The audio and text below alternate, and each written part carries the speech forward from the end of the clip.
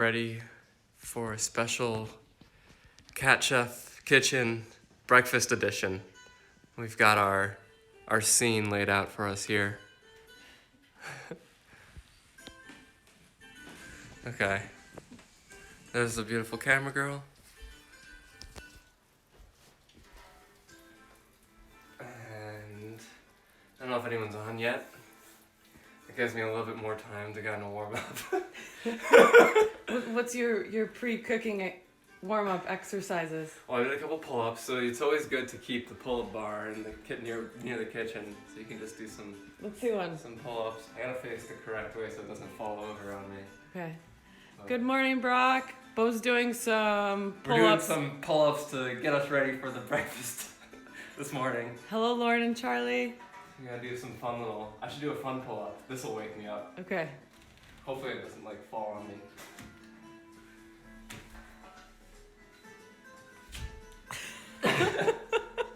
Just do 5 of those, and then you're ready to go. Do one more. Yeah, that's good to get the. This gets the blood flowing.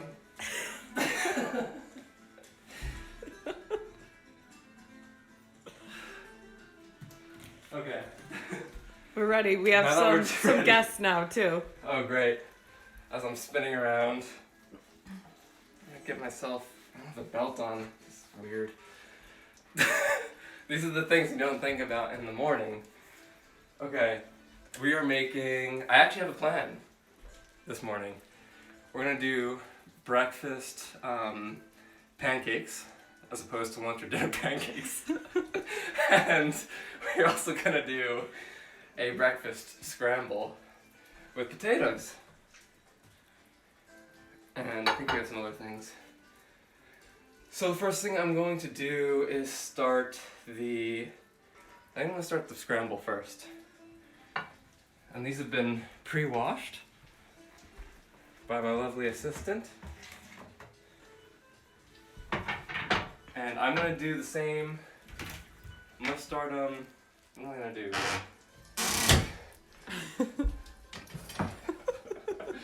They were in here. They've been moved. I just moved things in the kitchen to keep Bo on his toes.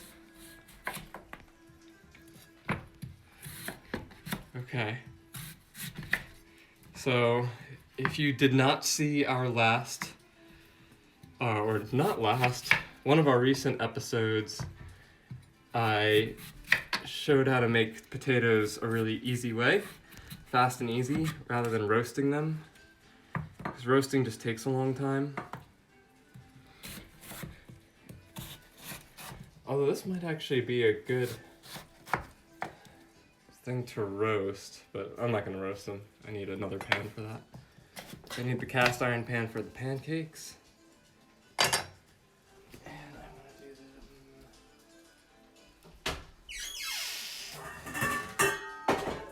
do here. Alright, so this is breakfast scrambles, just a bunch of vegetables, and maybe we'll throw in some potato. We'll probably throw in maybe some beans if we're feeling up for it. I actually, as I've mentioned before, I'm not a true vegan. I am I'm mostly vegetarian. Because I eat eggs every day, pretty much. But this morning I'm not going to be having eggs for this, to keep it true to the veganness and the plant-based theme. I thought you'd sneak some eggs in at the end after we got offline. I'll just save them for lunch. I gotta have my eggs every day. Alright, so I'm just chopping the potato up into small chunks that are like, I don't know, maybe a 1/2 inch cubed, roughly. These aren't strict cubes. I don't know what shape to call them. They're kinda, they have a bunch of sides, but they definitely have a side that's curvy. There's some smart equation for it we decided last time you cut. Yeah, there's some sort of 3-dimensional curve, that curved surface that the potato is. I wonder what the equation of this potato is.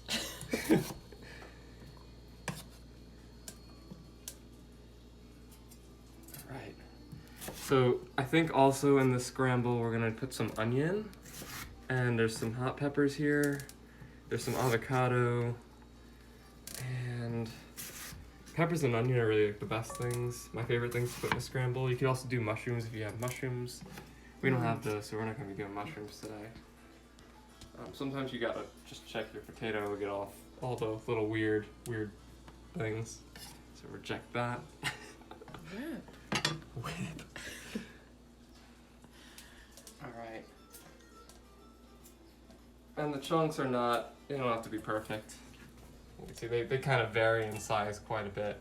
But just be aware that if some of these are gonna get more cooked than others. We like them crispy and cooked, and they don't need to be super firm. So I'm not going to use the cast iron pan, skillet, where Shavasana Steve is hanging out. This is our, I don't know what he is. Maybe he's our cheerleader. That's true. I'll just put him to cheer me on. So I'm cooking breakfast. There we go. He's got his whole posse there. Got Chef Kitchen posse. Oh yeah. Don't do that yet, because it's a skillet, I mean a steel, it's not cast iron, it's not really heavy, so we gotta put oil on it first. I'm gonna do enough oil to kind of coat the bottom of the pan. Maybe it's like a 1/16 inch of oil in there. This is a pretty deep pan, ideally you do it in this because there's more surface area, but I know that it's good to do things in not perfect conditions because it can be done, and I'll show you how, because not everyone might have a pan that big.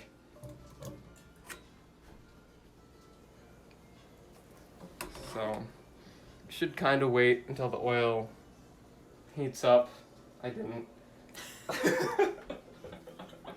So I'm just gonna let those sit in there for a second. It'll heat really fast though, because it's this pan and or pot. That's a pot. That's a pan. I'm learning how to be better with my words and doing this. It's very helpful for me.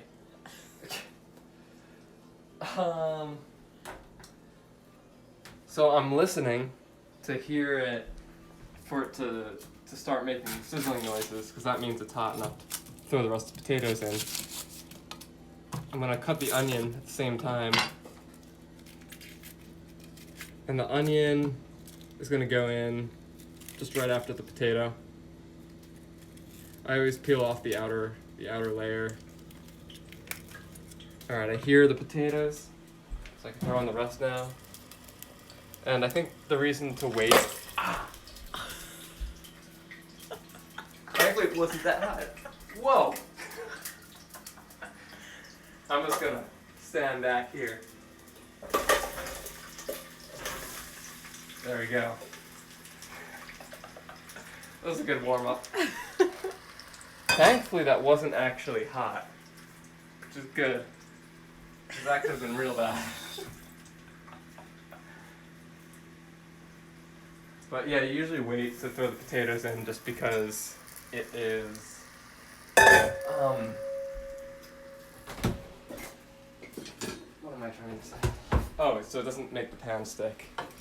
It doesn't make the potato stick to the pan.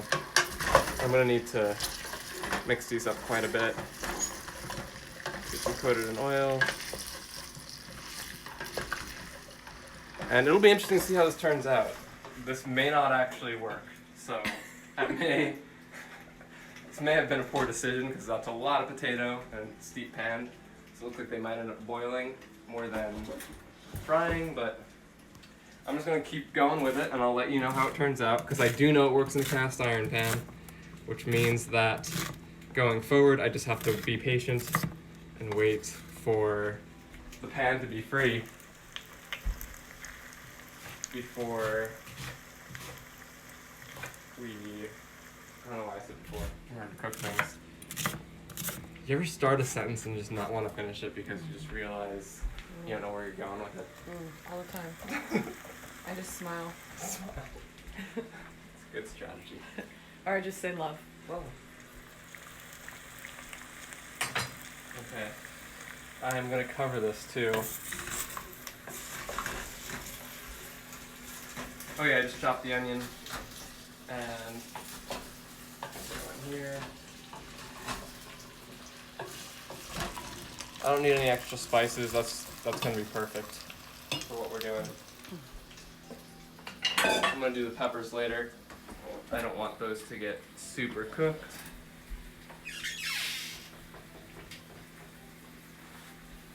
If anyone has any questions or comments, please feel free to chime in and message us. We'd love to interact with you.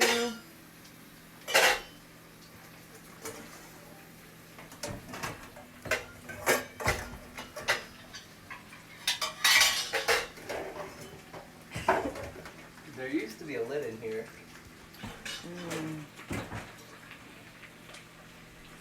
But I can't find it. There it is.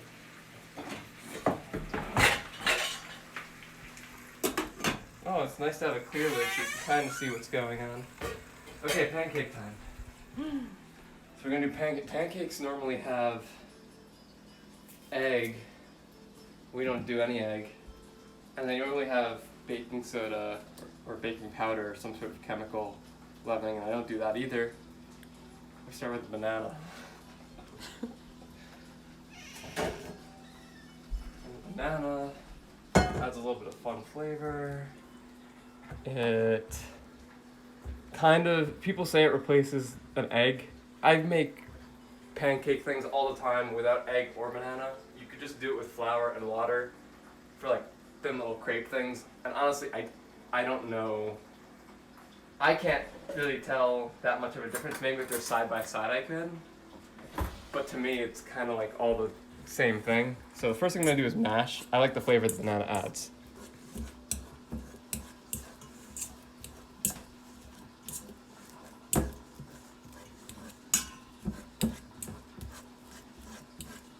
All right.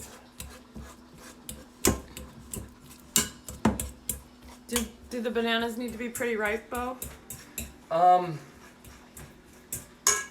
This is like the minimum ripeness, I would say. So there's like a little bit of brown spots. Mm-hmm. These would probably be okay too. The nice thing about the browner they are, the sweeter, more of the banana starch has been converted into sugars. If you want bananas to ripen faster, you just like put them in a bag next to each other or around each other. Bananas give off ethylene gas, I think, and that's what makes them ripe faster. That's how you ripen like avocados. It makes everything ripen more. Let's take a look at our crazy potatoes.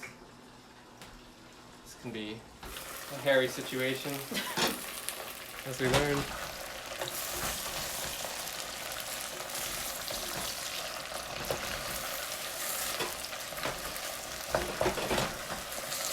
And what I'll probably end up doing, because it looks like it might have a hard time getting browned in this, is I'll cook it until it's pretty much done, and then at the end when we're done with the pancakes, I'll throw it in the cast iron pan and just quickly like do it over high heat so everything gets a nice little crispiness to it.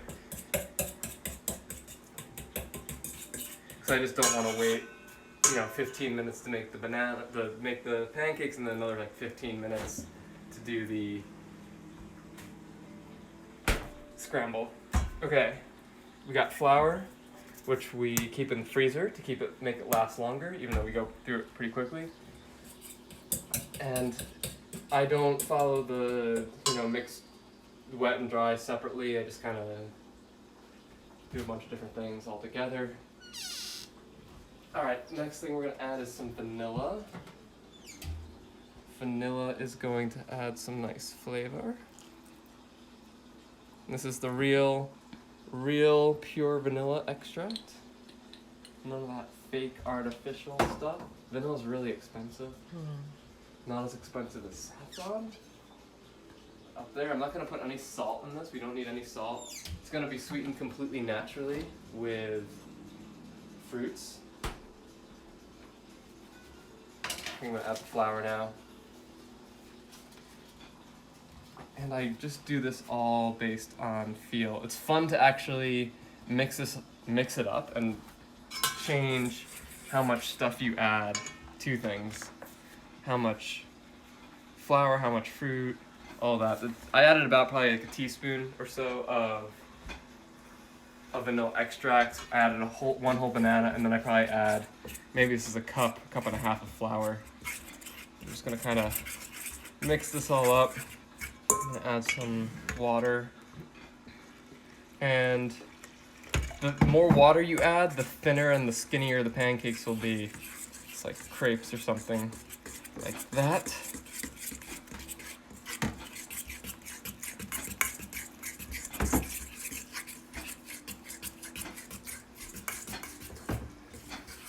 And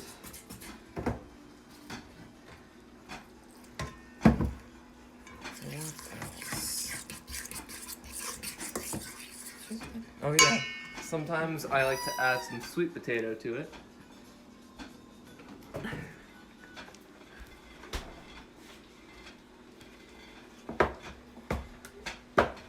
So there's just some cooked roasted sweet potato, and I just throw it in here. Gives it a nice little flavor, not too much.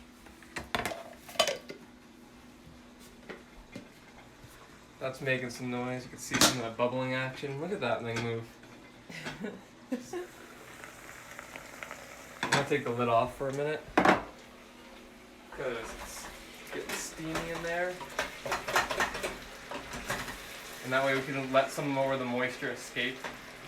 Because like I said, most of this is probably gonna end up boiling more than, or steaming more than actually like frying. So I'm gonna see if I can get any of it to kind of fry by leaving the lid off now for a little bit. And it's not on a super high heat. So then I'm gonna mash this sweet potato into here. You can add more sweet potato. The more sweet potato you add as the bulk of this, the less chewy the pancakes will be, like the more delicate they'll be and tender they'll be. Because the sweet potato doesn't have gluten. I'll need some more water. I'm making a lot of pancakes right now. So I add kind of a decent amount of flour. So maybe I won't make all of these live. Maybe I'll just save the batter. I kind of want to add another, like half a banana, actually, to this. I want to make these really fruity. I just chose a smaller one. I'm just going to add the whole small one. So now, once we're adding more than like one banana, we're getting into banana pancake territory, where it's actually going to taste like banana is in it more. Like I said, pancakes are super fun because you just keep mixing things in. There's no like right or wrong. There's not a correct order. I mean, if you talk to a real chef, they might tell you that there is, and this isn't pancakes, this is just some weird thing that some guy in his kitchen is making, but we like them. Other people seem to have liked them. And of course, we need to add more stuff to this. The other nice thing about not having egg in here is it's like easier to, not easier, it's technically like a safer batter. You don't have to risk salmonella, so you can actually like, taste the batter. And it's not that bad. So I can use that to kind of gauge flavor-wise where I'm at. Like I said, I'm not adding any added sugars to this. I mean, I love that. I mean, it tastes so good just like that. The sweet potato added sweetness. Add some of this. What's going on in here? These guys are getting pretty nice and soft. It's great. It's starting to get crispy there down on the bottom.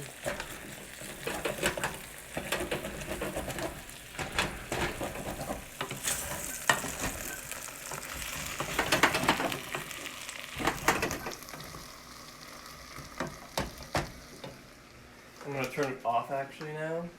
And then I'm gonna finish them on the cast iron pan. This is blueberries. These are blueberries. I'm gonna add some blueberries to our pancakes.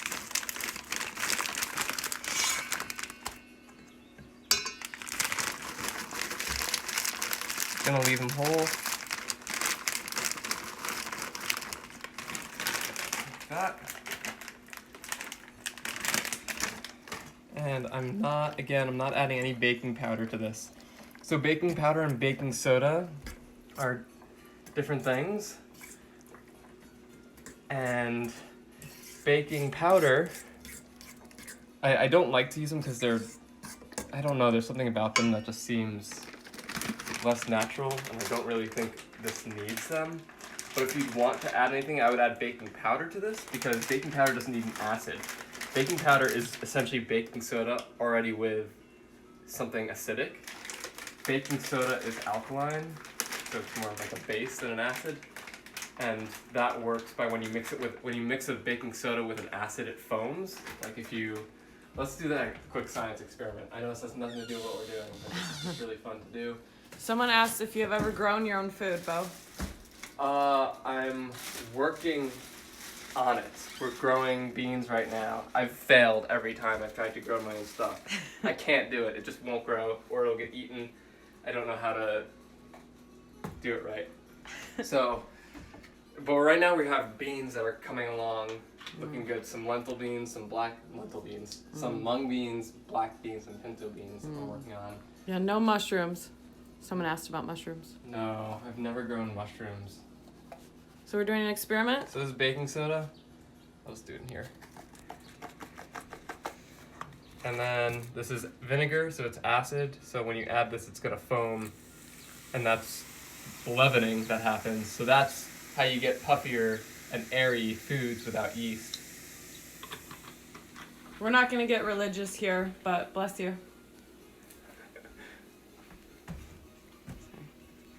All right. So I got the blueberries going on here.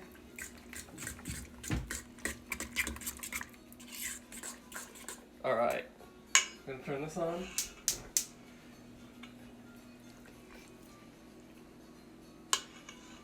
And this looks like a pretty good consistency. It could honestly be thinner if you want thinner pancakes. I'm gonna do a little bit thinner.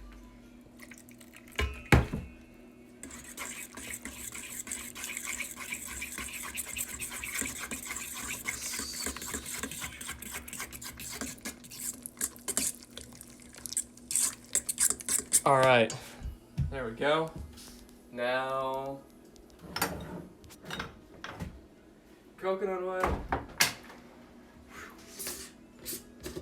Okay, coconut oil is I like to use this for pancakes because it's a little sweet. And our only options are coconut oil and olive oil. And we're not making Italian pancakes today, we're making breakfast pancakes. So, some coconut oil. I'm just gonna put just enough in to coat the bottom of the pan.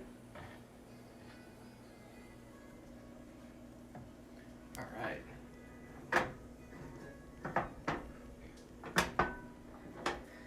And I'm gonna wait for that to get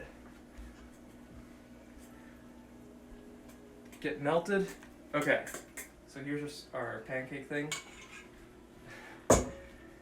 We also have an apple. We'll probably throw this in on top afterwards, along with more banana slices. You can also throw in things like dates. These are just chopped dates. So this adds a little bit more sweetness too.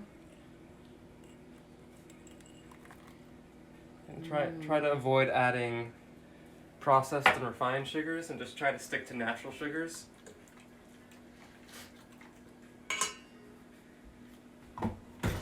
Now we use our fancy pancake device. It's called a spoon. No matter how hard I try. Sometimes you can add cinnamon if you like to go that route. I think I'm just gonna add cinnamon at the end. And we like to do little mini pancakes because they're easier to flip than a big massive pancake just covering up the entire bottom of the pan. And these cook a little bit faster. Brock asked if we use maple syrup on the pancakes. We do. We actually have some very special maple syrup that we're going to be sharing with everyone. And yes, we will put maple syrup on these. I'll elaborate on what makes it special when we pull it out.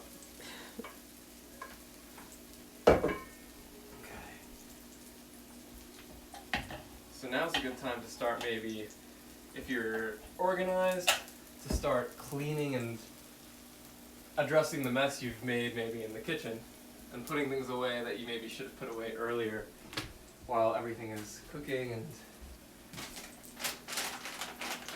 taking care of itself. Usually you have a little elf cleaning behind you. Usually I do, but the elf is currently holding the camera. Your mom says the best maple syrup. I'm gonna say thank you. So the maple syrup, well, let me do this now. So, okay, so how do you know when they're ready to flip? First you get your spatula. I advise on, I don't know how I feel about this spatula. It's very weird and seems like it might not be great, but this also can make it very fantastic for certain things. It's not good for high load bearing applications, but for little pancakes like this, it's perfect. You can customize the angle of it to get it just how you need to and do all sorts of fun things with it. So we're just looking, you can kind of test them beforehand, see if you can get the spatula underneath them without them falling apart, and then flip. If they start to fall apart a little bit, that means they're probably not cooked all the way through. Let them sit a little longer. Peek underneath, make sure they're not burning. You want them to look nice, like golden brown like that. Another fun thing about not putting in baking soda or baking powder, the baking soda and baking powder make pancakes more brown. More alkaline things make things more brown. They make them brown easier. So I don't have to worry as much about burning these pancakes. So a lot of pancakes will have that really dark center, right? And then the light ring from most likely from the baking soda, the baking powder that's in them.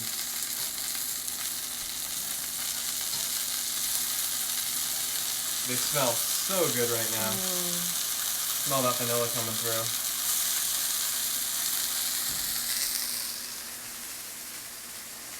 Gotta get my prep slaughter here.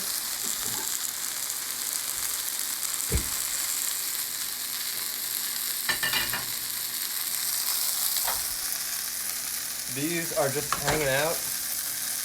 There's a little bit of brown on the bottom, but not nearly the amount that I want for a good scramble.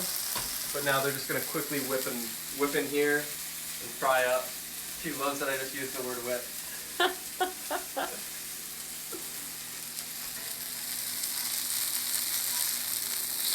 And those look perfect. You can cook them as brown or as light as you like them. You don't have to worry about undercooking these because they don't have raw egg in them. Like I said, you could just check them out, see. You could flip them as many times as you want. If you're real fancy, you can flip them with your hand. I'm not going to be doing that today. It's not going to be part of today's show.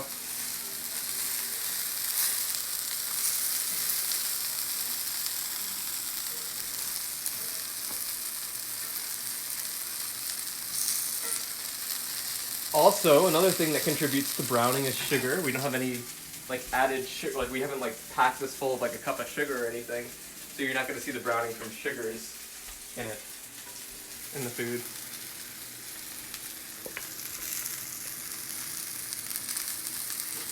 So that's another contributing element to things getting browned. What about the oil amount? You're just throwing new batter on without adding oil. It's still coated enough? Yeah, if you look, you can still see there's some oil in the bottom of the pan there. You can see it simmering there. it's gonna disappear over time. So I'm gonna just keep looking. Once the pan starts to look more dry, I'm gonna add a little bit more oil. So just try and keep a little bit of oil in the pan at all times. I don't want it to get too dry, otherwise we risk our pancakes getting stuck to the bottom of the pan.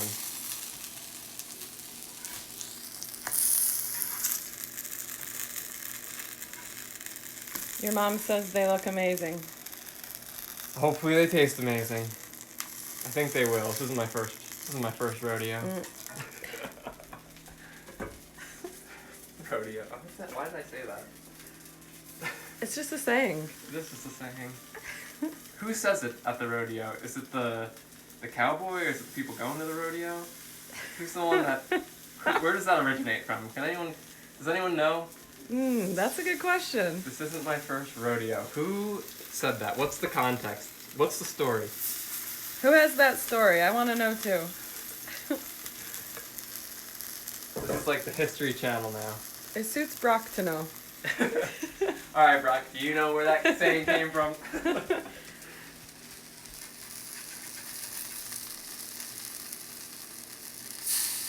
So you can also see how the texture or the finish changes on them when there's less oil in the pan. That looks different than that, and I felt that one get a little bit more stuck, so I'm going to add more oil when I'm done with this batch right here.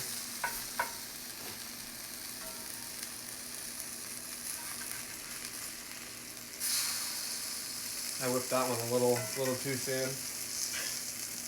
It almost fell apart on me there. This ain't my first rodeo is an idiom that gained wider usage in the early 1980s, says Brock. Interesting. The 80s, huh? This ain't my first rodeo means I am not a novice to the situation. I've experienced it in this area and I'm competent.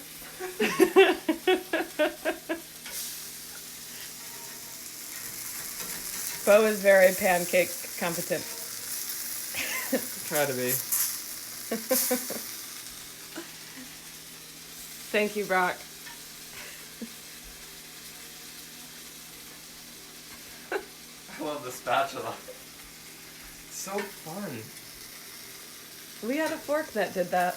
We don't anymore? They're gone. I might have reached my limit with it.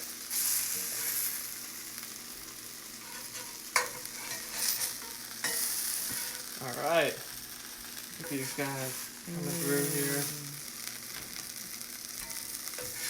He stole it from Grammarus. Grammarly. Alright.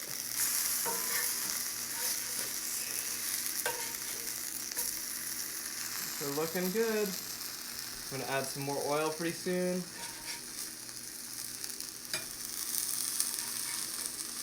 It's fun to use the spatula because it's like kind of like you can go front and backhanded. Right now I'm doing some backhanded action. Alright, so the pan's pretty dry now, so I'm gonna add some more coconut oil.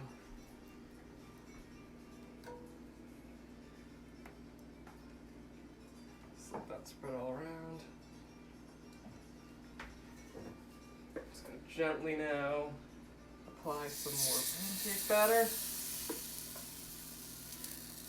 So a batter, there's batter and dough. The batter is just a really wet dough, I think. I don't know what point a dough becomes a batter, so I don't know what percentage. Maybe it's 50% moisture becomes batter when it's over that. I have a similar question with when does a hill become a mountain? When does a hill become a mountain? Does anyone know the answer to that? Oh, we should make this into a game show. While we're cooking, we start to do trivia. And then we can give away prizes. We just need to get some funding first.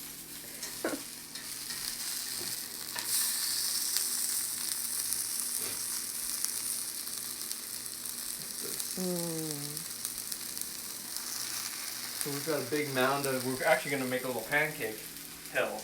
I wouldn't call it a pancake mountain though. How many pancakes till it becomes a mountain of pancakes? Yeah. When does a pancake kettle become a pancake mountain? While that's going, I can start to prep some of these peppers, which are going to get added to our scramble, along with our. I'm going to throw some beans in there, I think. Not too many beans, but. Yeah, do you usually do a protein for breakfast? What should vegans do for a morning protein? So, a good option for the pancakes is like a nut butter or seeds. Like a lot of people like to put those on them. I actually don't do seeds or nuts anymore. They don't make me feel good, so that's part of the reason why I still eat eggs too. I need something more substantial. Wheat is actually fairly decent in protein content too. So our pancakes have some protein. Yeah, pancakes do have some protein. You know, I forgot to add some oats. Usually I add a little bit of oat straw pancakes. That's usually something maybe I'll throw some in at the end here, because I still have some batter left, just to show you what that's like. But I do like to usually throw some raw oats in. And yeah, if I'm having a vegan breakfast, I usually incorporate beans, for sure, in place of eggs. Because like I said, I'm in a phase right now where I'm not doing any nuts and seeds. Previously I would just do I would love to just put like almond butter all over these, and that would be great. But I miss almond butter, but I think it's for the best that I don't eat it. So these are just raw oats. I'm gonna sprinkle some of these in here for our last batch. So normally I do add this, I just forgot. And it's not a very significant amount, it's just enough to kind of... Hi, Lance! Lance is here! Lance is here! But yeah, I usually just add a little bit something extra. Lance says bird. Bird. Alright. Approaching our last little bit of... Should have Lance over. I know, Lance, come over and have some pancakes with us. Yeah, can you get here in like 10 minutes? Yeah, he could. Show up on the video. Totally. That'd be fantastic. Lance, head over right now. We've got plenty of pancakes. Anyone else is welcome too, but most of you don't live here. If you don't know where we live, you probably shouldn't maybe come yet. Not ready. Last little bit of coconut oil for our last batch. You can use coconut oil for a lot of different things. I really like to split between coconut and olive oil. I eat a lot more coconut now because I use coconut in place of nuts. Not that it's a high protein. It does not have high protein, but it fools me into thinking that I'm eating something nutty. Yes, Lance, we're serious. Head over right now. Yeah, Lance. Anyone else that wants to come? I know we've got a lot of East Coast viewers on. Lance, you are always welcome over here. Your mom and dad are on the way to the airport. Tell them to pick up Brock on their way over too. Yeah. Pick up our trivia man. Yeah, make a stop in Florida.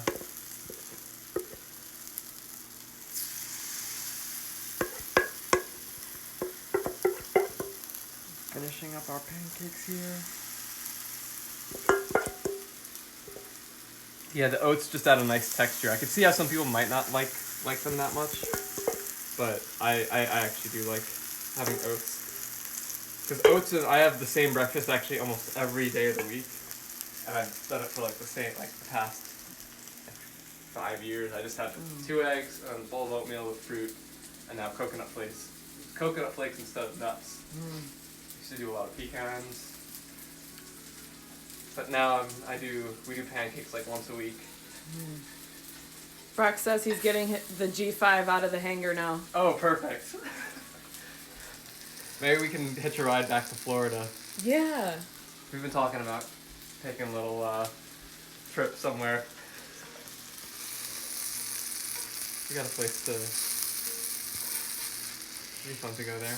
I like hearing about your kind of your history of the food you eat and how it really seems like it changes and evolves every so many years or something, and you really are in tune with your body and what you need, bro.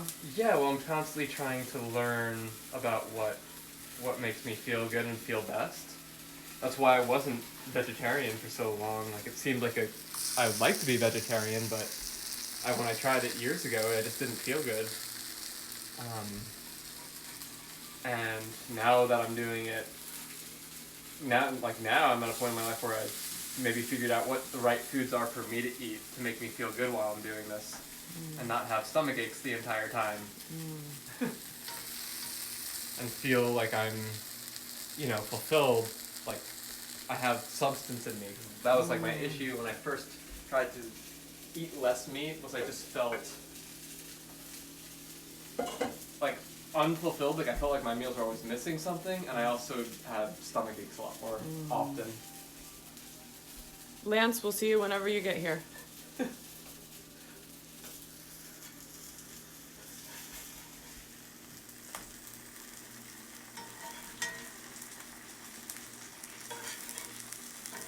Alright. Almost there. So now this is the point at which I like to snag a little one and just see how we're doing. Take one from the bottom of the pile, it's a little bit cooler.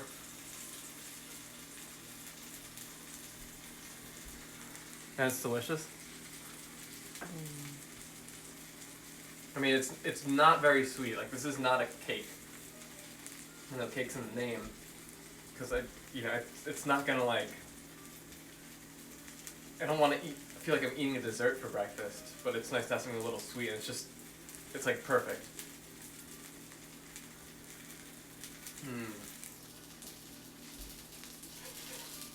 Yeah, these don't need any salt. We're almost there, everyone.